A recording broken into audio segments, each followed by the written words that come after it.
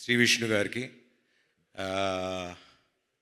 నాకు లాస్ట్లో ఆ క్యామియో ఎవరు చేస్తారు అంటే నిజంగా అంటే ఒక స్టేచర్ ఉన్న హీరో, ఒక సక్సెస్ఫుల్ హీరో వచ్చి ఒక 2 నిమిషాలు వచ్చి చేయాలంటే నన్ను అడిగినా చేస్తానో నాకు తెలియదు. కానీ మరి అది వాళ్ళ అనుభవం, ఐ మీన్ వాళ్ళకున్న వాట్ ఎవర్ ఊరేగిరి అని పిలుచుకుంటున్నారు కదా, తప్పులేదు చేసినా అని.